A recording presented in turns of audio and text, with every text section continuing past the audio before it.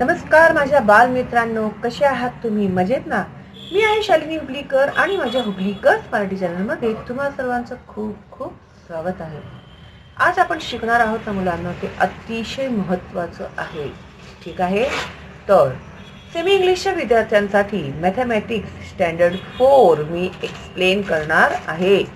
तर तुम्हाला कसं असतं, गणितामध्ये कसं असतं ना मुलांनो, जर पाया मजबूत असला ना आपला, म्हणजे बेसिक जे असतं ते आपल्याला समजलं असेल सुरुवातीपासून, तर पुढची गणितं आपल्याला सोपी जातात. नाहीतर गणित हा विषय सगळ्यात कठीण जातो नाही समजला तर, आणि समजला तर गणितासारखा सोपा विषय कोणताही नाही, आणि ह्याच्यामध्ये तुम्ही पैकीच्या पैकी गुण मिळवू शकता. ठीक आहे?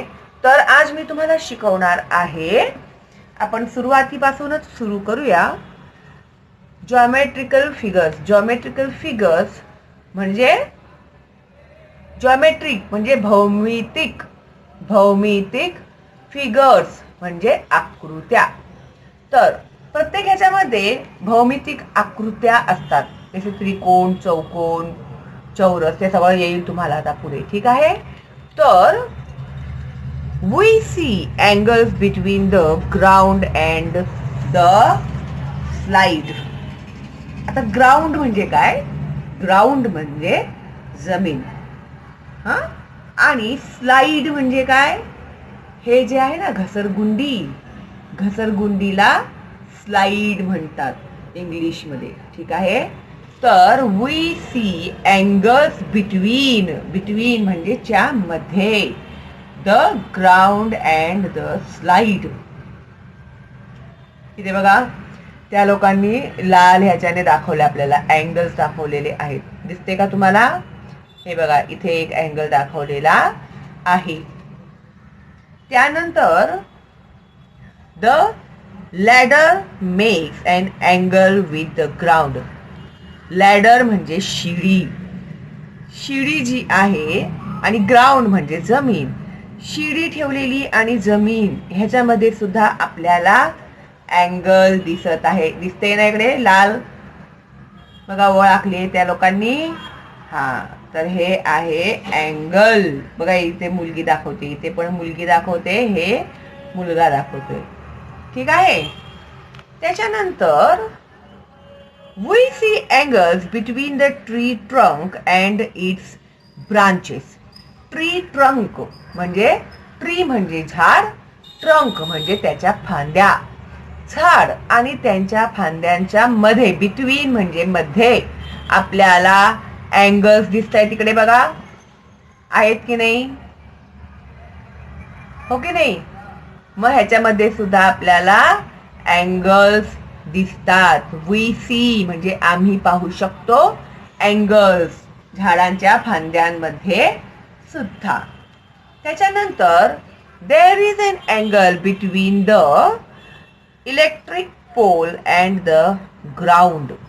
इलेक्ट्रिक पोल म्हणजे इलेक्ट्रिकचं खांब, आणि ग्राउंड म्हणजे जमीन.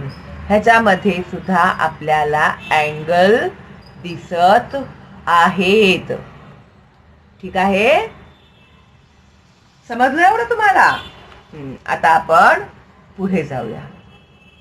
इन अवर सराउंडिंग म्हणजे आपल्या अवतीभवती, सराउंडिंग म्हणजे आपल्या अवतीभवती, wherever we see two lines meeting, जिथे जिथे दोन ओळ्या एकमेकांना भेटतात, देर इज अन अँगल, तिथे एक अँगल तयार होतो.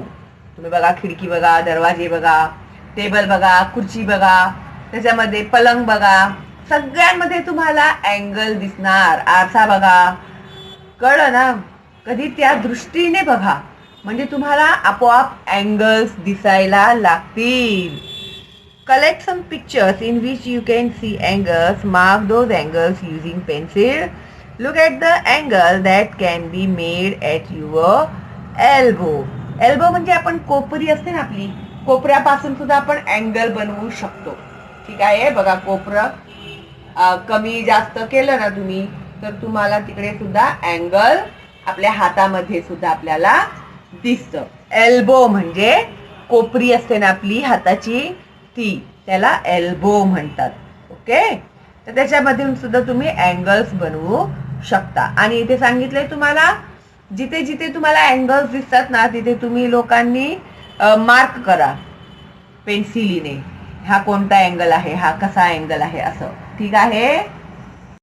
आता अँगल्सच्या बद्दल आपण मागे माहिती घेतली. ओके, आता आपण शिकणार आहोत की त्या अँगल्सची नावं काय आहेत ते. ठीक आहे. आता प्रत्येकाला काही ना काही नाव असतं की नाही. आता अँगल म्हणजे काय हे तुम्हाला समजलं, कोण. ठीक आहे, अँगल म्हणजे कोण. तर आता त्यांना नाव कसं द्यायचं आपण, कोणाचं नाव काय आहे, आता हे पण आपण शिकणार आहोत. ठीक आहे. आणि अतिशय सोपं आहे आणि परीक्षेमध्ये येतं तुम्हाला, आणि याच्यामध्ये तुम्ही पैकीच्या पैकी मार्क्स मिळवू शकता. आता बघा, 3 प्रकारचे अँगल्स आहेत. राईट अँगल, ॲक्यूट अँगल आणि ऑब्ट्यूज अँगल. ठीक आहे. Right angle, acute angle and obtuse angle. ठीक आहे. आता इथे तुम्हाला चित्र दाखवलेलं आहे. एका चित्रामध्ये खिडकी दाखवलेली आहे, एका चित्रामध्ये पुस्तक दाखवलेलं आहे. We see a right angle between two adjoining sides of a window. खिडकीचे 2 भाग जे आहेत तिथे जोडले गेलेले आहेत, तिथे आपल्याला राईट अँगल दिसत आहे. सरळ उभी रेघ, आडवी उभी रेघ.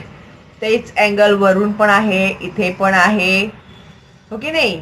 असं केलं तर इथेही आहे, असं केलं तर, पण कुठेही केलं तर ते राईट अँगलच येणार. ठीक आहे. ह्याला काय म्हणतात, राईट अँगल, आणि मराठीमध्ये त्याला म्हणतात काटकोन. ठीक आहे. त्याच्यानंतर 2 adjacent sides of a book make a right angle. हे बघा, कोपऱ्यामधले जे आहे ते राईट अँगल दाखवते. इथून पण करा राईट अँगल, इथून करा राईट अँगल, इथून केलं तरी सुद्धा राईट अँगलच येणार. आता राईट अँगल समजलं ना तुम्हाला. सरळ उभी रेघ आणि आडवी रेघ जोडली जातात, त्याला राईट अँगल म्हणतात. ठीक आहे. तर आता हे जे आपण शिकणार आहोत ते अतिशय महत्वाचं आहे. आता इथे तुम्हाला घड्याळ दाखवलेलं आहे बघा. घड्याळ आहे, त्याच्यामध्ये राईट अँगल दाखवलेला आहे बघा. म्हणजे घड्याळामध्ये 12 वर मोठा काटा आणि 3 वरती छोटा काटा असेल तर तो राईट अँगल असतो. 9 वरती मोठा काटा आणि 12 वर मोठा काटा आणि 9 वर छोटा काटा असेल तेव्हा सुद्धा तो राईट अँगल असतो.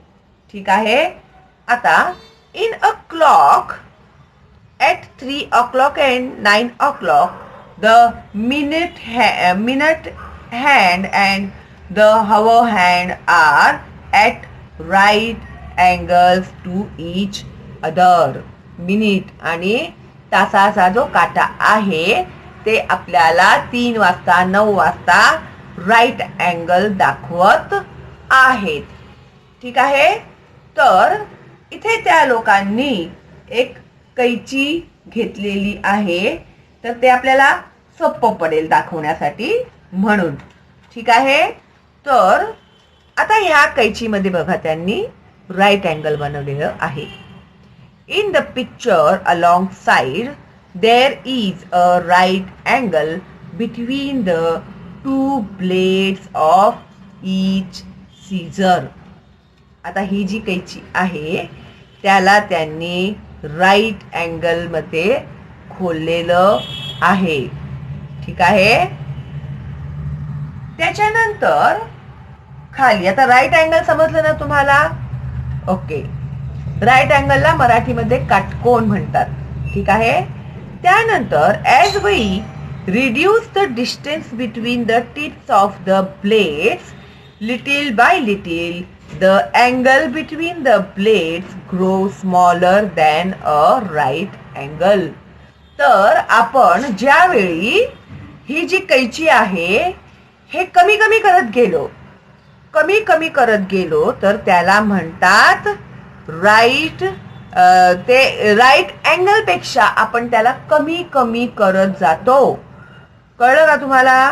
तर an angle which is smaller than a right angle is called an acute angle. तर राईट अँगल पेक्षा छोटा जो कोन असतो त्याला ॲक्यूट अँगल म्हणतात आणि त्याला मराठीमध्ये लघु कोन म्हणतात. लघु म्हणजे लहान, ॲक्यूट अँगल म्हणजे लहान कोन, लघु कोन. ठीक आहे, व्हेरी गुड. त्यानंतर आता इथे बघा फाकलेली आहे ती कैची.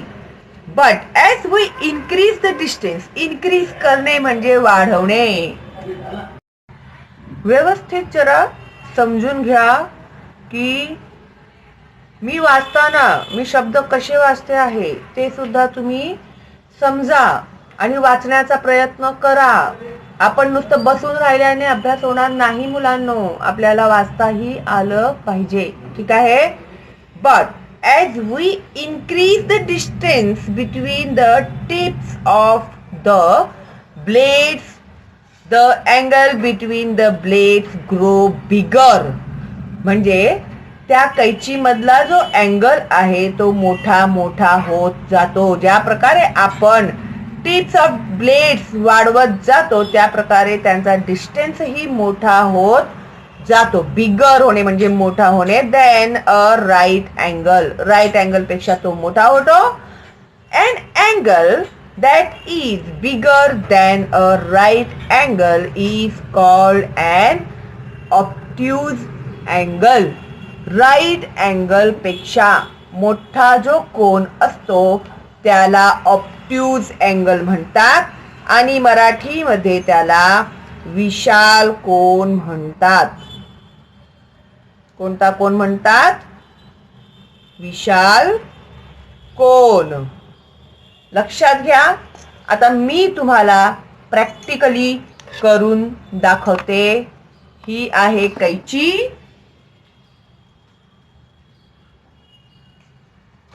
ठीक आहे. आता या कैचीला आम्ही बरोबर राईट अँगल मध्ये आणलं. काटकोन